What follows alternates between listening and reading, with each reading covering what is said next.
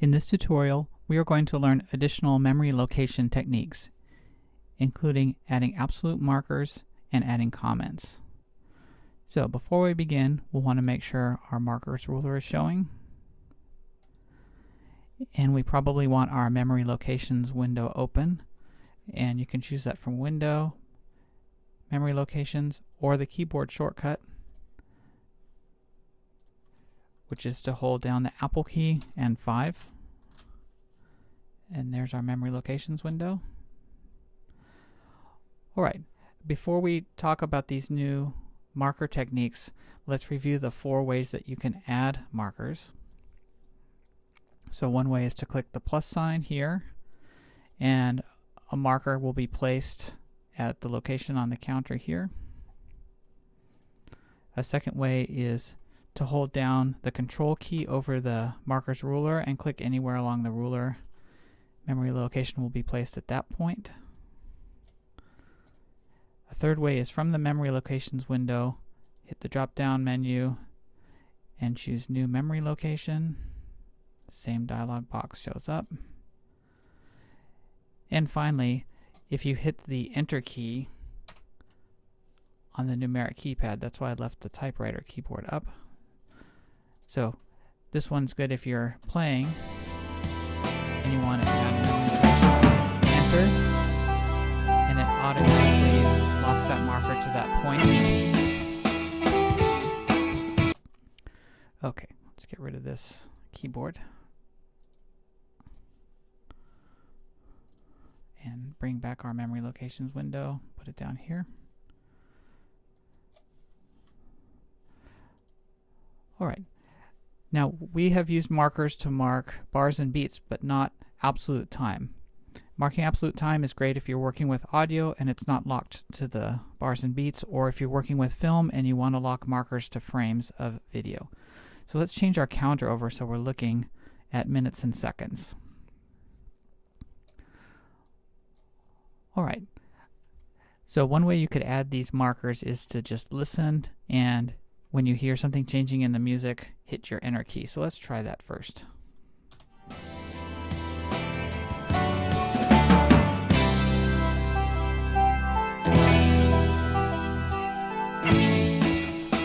Here's our window.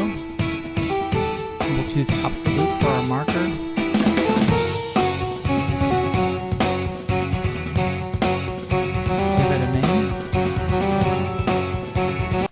And we have our new memory location. It's locked to a point in time, so if we change the tempo,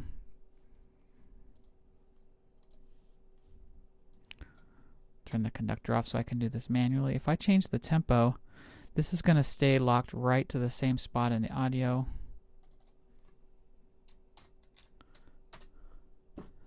Even though the tempo is slower. So if we see our bars and beats, we'll see that this marker is right here around bar 4. If I change the tempo, the bars have suddenly moved, but the real time has stayed the same. The marker has stayed the same. Also notice that its shape is a diamond. Diamond represents absolute marker, a marker in time. Okay, well that works pretty good, but there's actually a more accurate way of adding markers. And that is to use what's called the tab to transients function. Okay, right now if I hit the tab key, watch where the play bar goes. I'll hit tab once, hit the tab key. Notice that my play bar goes from the beginning and the end of each clip as I hit tab. Alright, well that can be useful if you're selecting a clip. But I want to find a point in the audio that I'd like to add a marker. So I'm going to go up to this button here and choose it. It's called Tab to Transients. And if I highlight a clip, let's zoom in. Now when I hit the Tab key,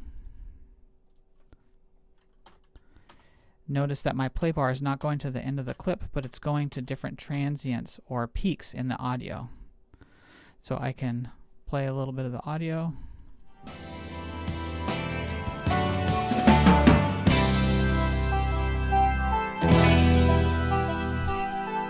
So that's the point I think I want a marker. So I'm going to hit my tab key till it gets right about there, and I can double check it, press play, and that looks like a good place for that. So tab to transients. Now when I insert my marker, however I do that, if I hit the enter key, it's going to put a memory location right there, right where I tabbed to.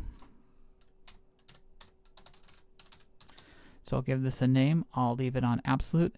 And now let's get into the comments. So there's a section here where you can add comments for each of your memory locations. So I'm going to add some descriptive comments.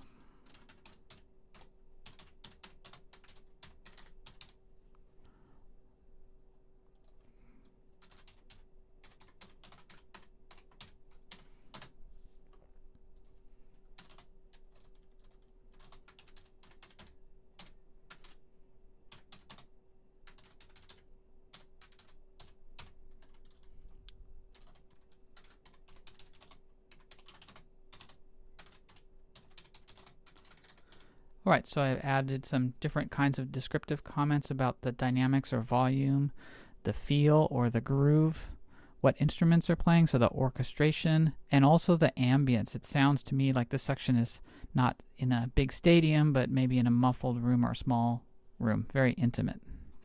I'll use that word too. That's a good one. Okay, so I've got a name. I've got some comments. Alright, so if I open my memory locations window,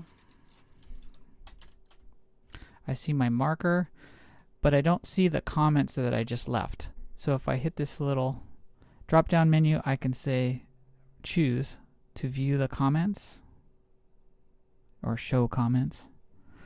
Now it shows some of the comments. Unfortunately, you can't stretch the window any larger than that, and it doesn't wrap around, so that's what you see. So as you add your markers and your comments, you'll see the form of the piece of music sort of laid out in front of you. So that's pretty cool.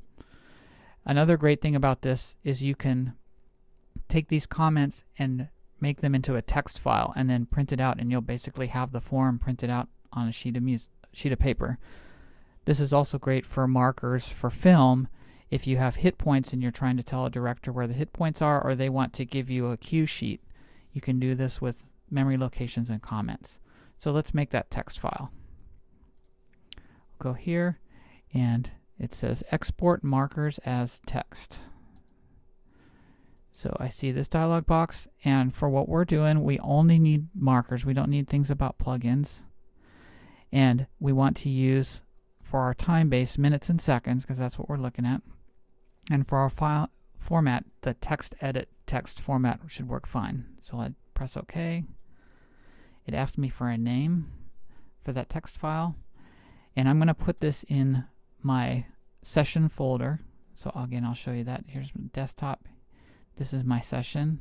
So I'm going to put this text file in the top level of my session folder. And if I open that session folder, it's right over here. Here's my text file. Open that up, and this is what it looks like. It gives some info on the file, and it starts to list the markers, and you can see now all of the comments are there. So you'll see marker 1, 2, 3, its time, and its name, and the comments. So a great way to learn about the form of a piece of music, how it's developing, changes in style, and all of that.